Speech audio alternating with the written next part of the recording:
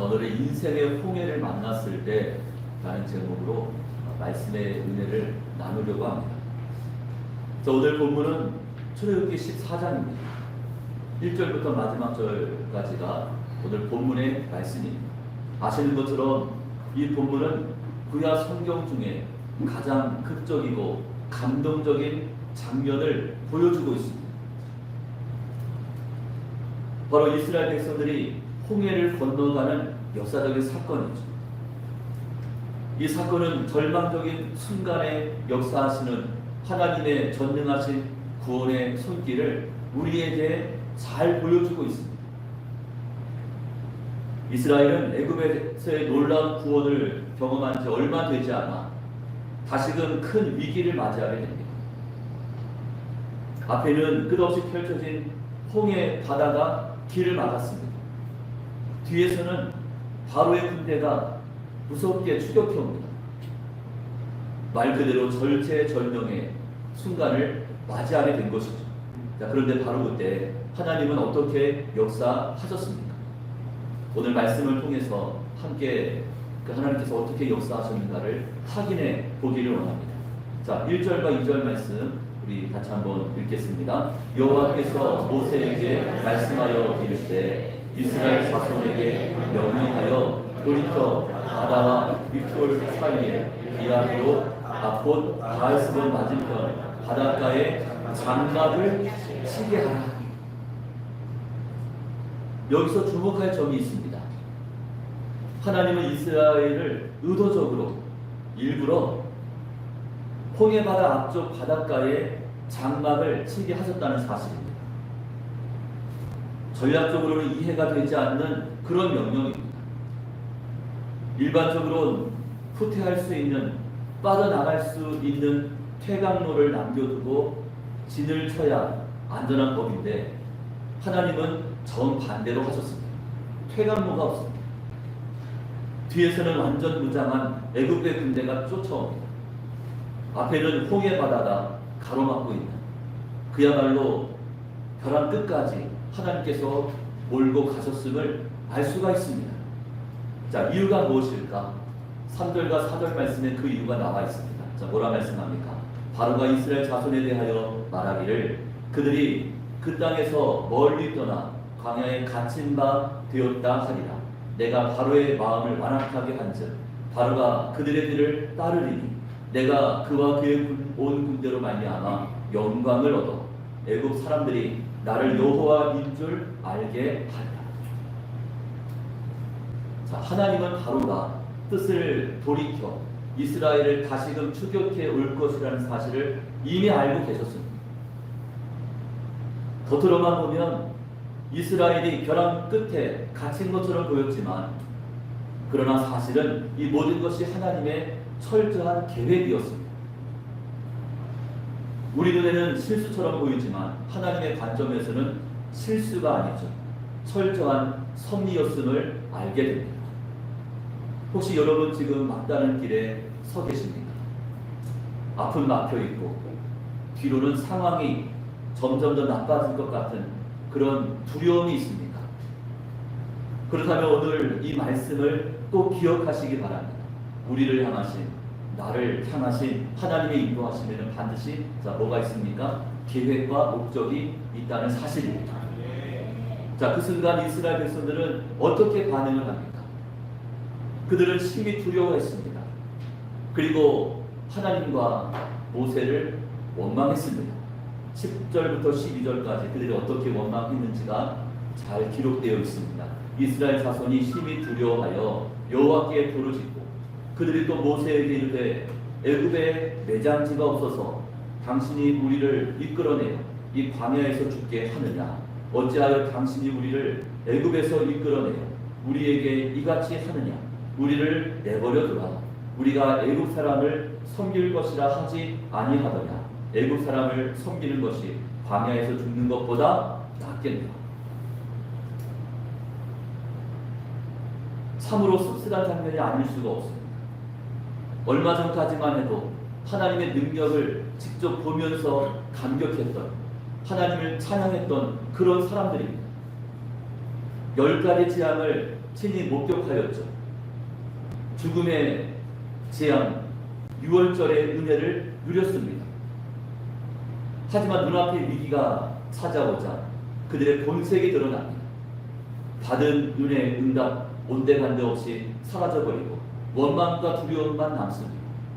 이것이 바로 연약한 인간들의 모습입니다. 우리 또한 은혜의 자리에 있을 때는 은혜의 소낙비가 내릴 때에는 아멘, 할렐루야 이것을 외치면서 찬양하며 예배를 드리지만 막상 시련이 찾아오면 쉽게 낙심하면서 원망하고 있지 않습니까? 구성전 자리에 그냥 남아있지 왜 나와가지고 이 고생하냐, 그래 말씀하시는 분들이 혹시 계실지 모르겠습니다. 그냥 있자고 했잖아. 진짜 왜 이 고생을 사서 하냐, 예배만 드릴 수 있으면 되는 거 아니냐, 원망하며 불평하는 분들도 계시는 것 같습니다. 그러나 모세는 달랐습니다. 모세는 믿음으로 선포합니다. 믿음의 고백을 했습니다. 13절과 14절 말씀에 그 내용이 나오죠. 두 구절 말씀이요. 같이 읽습니다. 너희는 두려워하지 말고 가만히 서서 여호와께서 너희를 위하여 행하시는 구원을 보라. 너희가 오늘 본 애굽 사람을 영원히 다시 보지 아니하리라. 여호와께서 너희를 위하여 싸우시니 너희는 가만히 있을지니라. 여러분, 인간적인 눈으로 바라보면 절망뿐입니다. 하지만 모세는 현실의 문제가 아닌 바로 하나님을 바라보고 하나님께 집중했습니다. 힘들고 어려울 때일수록 하나님께 집중하였습니다. 하나님의 약속의 말씀을 끝까지 신뢰했습니다. 그래서 이처럼 담대하게 믿음의 고백을 할 수 있었습니다. 여러분, 하나님을 바라보는 자, 또 하나님의 약속의 말씀을 끝까지 붙잡고 신뢰하는 자가 믿음의 고백을 할 수 있습니다. 여러분, 지금 어떤 인생의 전쟁을 치르고 계십니까? 질병과의 싸움이 있습니까? 가정의 문제, 관계의 갈등이 있습니까? 아니면 경제적인 어려움이 있습니까? 그것이 어떤 문제이든 여러분, 이 말씀을 기억해야 합니다. 저 어떤 말씀이었습니까? 여호와께서 너희를 위하여 싸우십니다. 자, 아멘이십니까? 더 이상 우리의 싸움, 나의 싸움이 아니라 하나님의 싸움인 줄로 믿습니다. 하나님께서 나의 문제에 간섭하시고 나를 대신하여 싸워주시겠다는 그런 약속의 말씀입니다. 이제 15절 말씀으로 넘어가 봅니다. 15절 말씀에 여호와께서 모세에게 이르시되 너는 어찌하여 내게 부르짖느냐, 이스라엘 자손에게 명령하여 앞으로 나아가게 하라. 여러분, 이 말씀은 참 흥미롭습니다. 하나님은 모세에게 너는 어찌하여 내게 부르짖느냐 라고 말씀하셨죠. 기도하지 말라는 뜻이 아닙니다. 순종이 필요하다는 말씀입니다. 지금은 기도할 때가 아니라 순종할 때다라는 말씀입니다. 여러분, 기도해야 할 때가 있고 또 순종해야 할 때가 있습니다. 아무리 오랜 시간 기도했어도 행동하지 않으면, 순종하지 않으면 아무런 일도 일어나지 않습니다. 계속해서 기도의 자리에 앉아서 기도만 하고 있는 거죠. 하나님이 말씀하셨고 하나님께서 이미 그때가 되었다고 응답하셨는데도 계속 그 자리에만 앉아 계시는 거예요. 아무 일도 벌어지지 않습니다. 여러분, 하나님께서 말씀하셨고 하나님께서 사인을 보여주셨고 또 기도 중에 응답을 받았다는 그 다음 단계가 무엇입니까? 순종입니다. 이스라엘 자손에게 명령하여 앞으로 나아가게 하라. 지금은 기도할 때가 아니라 앞으로 나아가야 할 때다라고 말씀하고 있습니다. 여러분, 한번 생각해 보십시오. 앞에는 홍해가 버티고 있는데 근데 앞으로 나아가라고 하십니다. 바다가 바로 앞에 있는데 바다로 들어가라는 거예요. 물속에 빠지라는 거죠. 인간적으로 도저히 이해가 되지 않는 명령입니다. 하지만 그 명령의 말씀을 누가 하고 계십니까? 하나님께서 그렇게 명령하십니다. 여러분, 상황은 우리가 믿을 수 없지만 그렇게 말씀하시는 그 하나님은 우리가 믿고 있지 않습니다. 그러면 그 하나님께서 말씀하셨으면 믿음으로 순종하는 것입니다. 저희에게도 이런 상황에 놓일 때가 있습니다. 하나님은 앞으로 나아가라고 그렇게 하시는데 앞에는 길이 없습니다. 길이 막혀서 보이지 않습니다. 그럴 때 우리는 어떻게 해야 합니까? 이것저것 재거나 따지지 말고 순종해야 합니다. 첫 걸음을 내디뎌야 합니다. 첫 걸음을 내딛는 순간 길이 생기는 거죠. 믿음으로 순종해야 합니다. 이해가 되지 않아도 순종해야 합니다. 요즘 젊은 사람들은 서로 만나면 자신의 MBTI, 즉 성격 유형을 이야기하면서 대화를 시작합니다. 너의 MBTI가 뭐야? 너는 어떤 유형이야? 나는 뭐 어떻게 돼? 아 그래 나랑 똑같네. 이게 대화의 시작입니다. 여러분, 저의 성격 유형은 ISTJ입니다. 이 MBTI 16개 성격 유형 가운데 9번째 유형이 ISTJ. 어떤 유형이냐면 현실적이고 논리적이고 또 원칙과 책임을 중요시한다. 이게 특징입니다. 어떻게 좀 맞는 것 같습니까? 딱 맞습니다. 변화보다는 안정을 추구하는 게 ISTJ의 특징입니다. 자, 그런데 이런 성향의 사람들이 예수님 믿는 거 쉽지 않습니다. 이해가 돼야 순종이 되는데 이해가 안 되는데 자꾸 순종하라고 명령하시니까 이게 받아들이기가 어렵습니다. 하나님의 존재, 또 신비로운 기적, 그리고 영적인 현상, 또 영적인 세계는 인간의 이해력을 초월합니다. 성경 말씀이 다 그런 내용들입니다. 그래서 저 또한 목사가 된 후에도 한동안 힘들었습니다. 나의 성향과 다른 그런 말씀을 하시는데 이걸 순종을 해야 되나 말아야 되나, 그런 갈등이 있었습니다.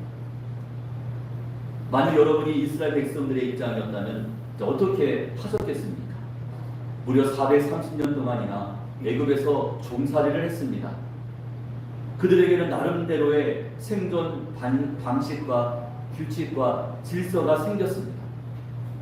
위험이 닥치면 피하거나 타협해야 한다. 이것이 불문율입니다. 그들의 생존법이었습니다. 맞서지 말고 피하고 그리고 타협하는 데, 이것이 그들의 성향이었습니다. 자, 그런데 하나님은 지금 홍해가 가로막고 있는 상황에서 이렇게 명령하십니다. 앞으로 나아가, 홍해로 들어가라, 그렇게 명하고 계십니다. 자, 이것은 그들의 경험과 상식과 규칙 그리고 사고방식으로는 도저히 이해할 수 없는 명령입니다. 받아들일 수 없는 그런 명령을 하신 겁니다. ISTJ적 성향의 사람들은 자, 뭐라고 이야기합니까? 먼저 배를 준비해야 합니다. 다른 말을 하는 거죠. 아니, 배가 있어야 이 홍해 바다를 건너가는 거 아니겠습니까? 배를 준비해야 합니다. 다른 길이 있는지 한번 찾아봐야 합니다. 혹시 모르지 않습니까? 다른 길이 있을지도 모르니까 한번 찾아봐야 합니다. 그렇게 말하죠. 또 이렇게 이야기합니다. 정말 안전한 거 맞습니까? 이 방법이 최선입니까? 당신 책임지겠습니까? 그렇게 말합니다. 자, 완벽을 추구하는 사람들은 언제 순종합니까? 내가 충분히 준비가 되었을 때, 아니면 모든 상황과 조건과 환경이 완벽하게 갖춰졌을 때 그때 순종합니다. 여러분, 그때는 누구나 다 순종할 수 있는 거예요. 그건 순종이 아니죠. 하지만 하나님의 명령에, 하나님의 때는 우리의 준비 상태와 전혀 관계없이 우리 가운데 주어집니다. 홍해 앞에서 이스라엘이 완벽한 믿음을 준비했기 때문에 기적이 일어난 것이 아닙니다. 하나님은 그들의 불완전한 순종을 통해서 완벽한 기적을 행하신 줄로 믿으시기를 바랍니다. 아멘. 여러분, ISTJ적 성향의 사람들은 모든 것을 논리적으로 분석하고 또 체계화하려고 합니다. 그러나 하나님의 방법은 그 모든 이성적인 범위를 초월할 때가 많습니다. 대부분이 그렇습니다. 홍해 바다가 갈라지는 것, 이게 가능하겠습니까? 불가능한 일이죠. 바다가 갈라졌는데 그 수렁 같은 이 바다가 마른 육지가 되었다고 했습니다. 이게 가능한 일입니까? 불가능한 일입니다. 과학적으로도 경험적으로도 이성적으로도 설명할 수 없는, 설명이 되지 않는 그런 하나님의 절대 주권적인 사건입니다. 본인한테 한번 물어보시면 됩니다. 오늘 본문의 말씀 나와 있는 이 홍해를 건너가는 사건, 이것이 믿어지느냐 믿어지지 않느냐. 그러면 속으로는 이걸 어떻게 믿어? 그냥 성경 이야기겠지, 그냥 지어낸 이야기겠지. 여러분, 교회를 다니고 예배를 드리고 있는 많은 분들 가운데에서 성경에 나와 있는 그 같은 기적적인 놀라운 역사적인 사건들을 믿음으로 받지 못하시는 분들이 의외로 많습니다. 듣고 흘려버리는 거죠. 그런 일이 어떻게 있을 수 있어? 이건 불가능한 일이야. 입술로는 아멘이라고 이야기하지만 속으로는 믿지 않는 거예요. 그런 성향을 가진 분들이 생각보다 많다는 것이죠. 이런 말이 있습니다. 따지거나 계산하지 말고 순종해야 합니다. 자, 믿으십니까? 근데 보면 따집니다. 자꾸 따집니다. 자꾸 계산기를 막 두드려 봅니다.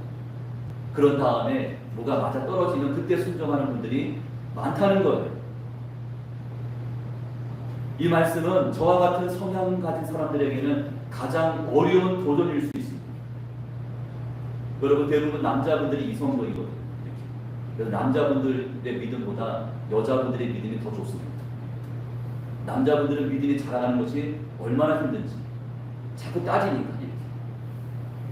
뭔가 맞아 떨어져야 남자분들이 움직이거든요.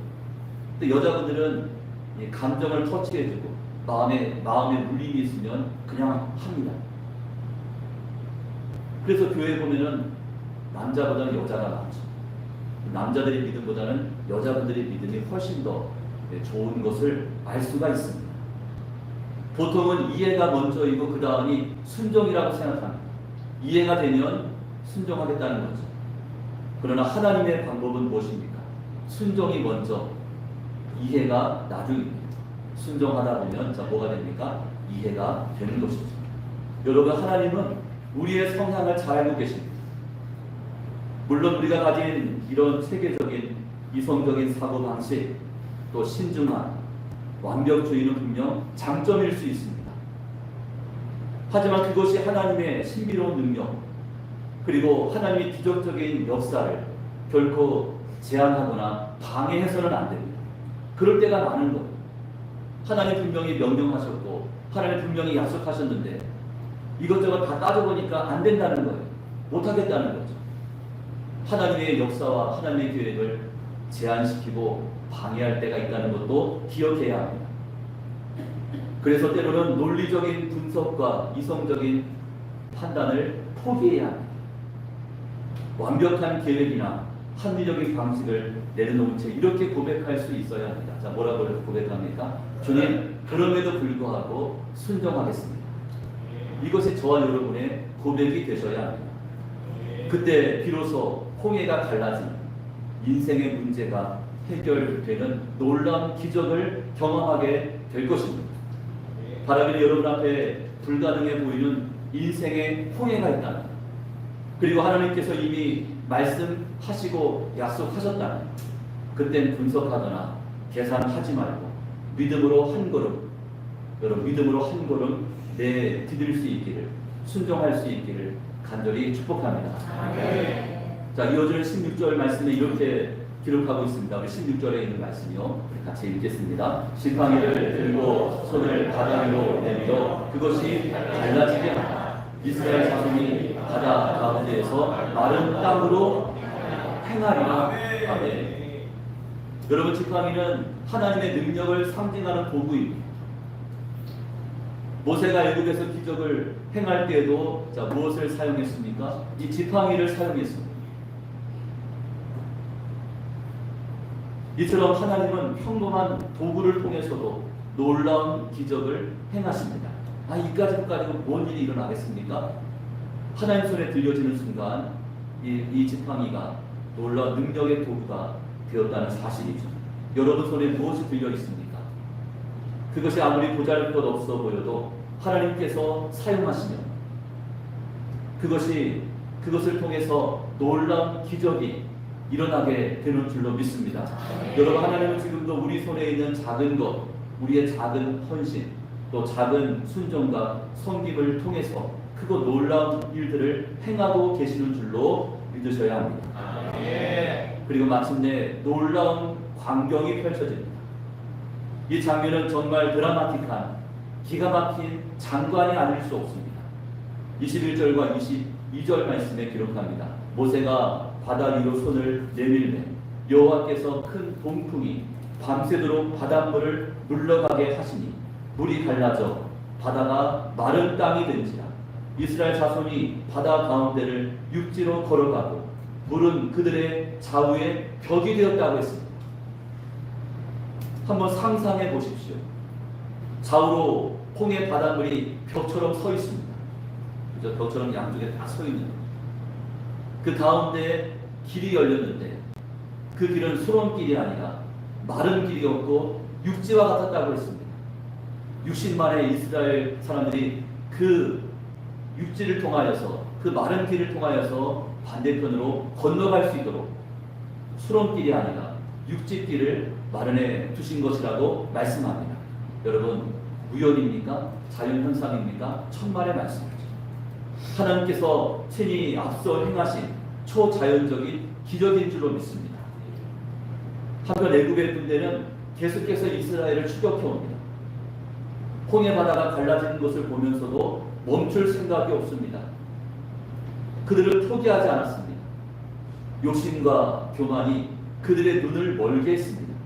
24절 말씀에 기록합니다. 새벽에 여호와께서 불과 구름 기둥 가운데에서 애굽 군대를 보시고 애굽 군대를 어떻게 합니까? 어지럽게 하셨다고 했습니다. 하나님께서 전쟁에 개입하셨습니다. 그들의 전차 바퀴가 굴러가지 못하게 하셨습니다. 최고의 무기였던 그들의 자랑거리였던 병거, 전차가 무용지물이 되고 말았죠. 하나님은 이스라엘 백성 모두가 홍해를 건너간 다음 모세에게 이렇게 명령하십니다. 내 손을 바다 위로 내밀라.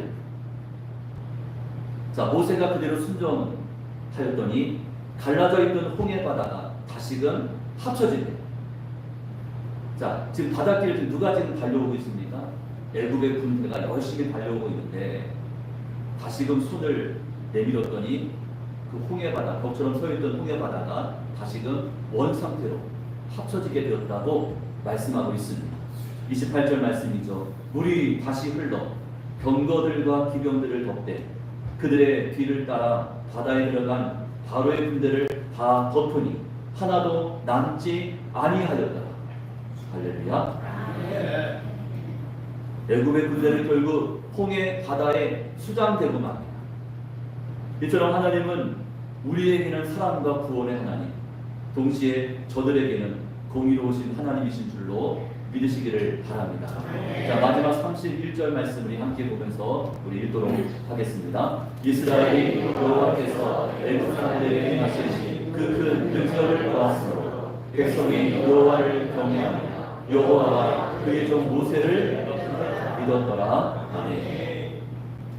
두려움과 원망에 가득 차 있던 이스라엘 백성들은 큰 기적을 보고 겪고 나서야 비로소 원망을 그쳤습니다.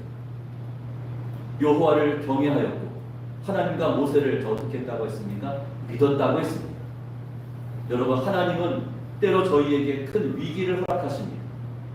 벼랑 끝으로 몰아가실 때가 있습니다. 그것은 저희를 괴롭히시기 위함이 아니라 하나님을 더 깊이 알게 하시고 더 깊은 믿음의 단계로 이끄시기 위해서입니다. 여러분, 그런 하나님의 계획과 섭리가 있음을 날마다 기억할 수 있기를 축복합니다. 자, 오늘 본문의 말씀이 우리에게 주는 교훈은 분명합니다. 저희는 어떤 믿음을 가져야 합니까? 첫째는 위기 앞에서도 하나님을 바라보는 믿음입니다. 여러분, 인생의 문제가 찾아왔을 때 여러분의 시선은 어디를 향해 있습니까? 문제를 향해 있습니까? 사람을 향해 있습니까? 환경을 향해 있습니까? 아니면 하나님을 바라보십니까? 문제에 집착하지 말고 그 문제를 허락하시고 나에게 문제를 출제하시는 우리 하나님만 바라볼 수 있어야 합니다. 하나님은 때로 우리의 걸음을 홍해 앞으로 이끌어 가십니다. 이것은 하나님의 영광을 드러내시고 우리의 믿음을 견고하게 하시기 위한 어떤 과정? 연단의 과정입니다.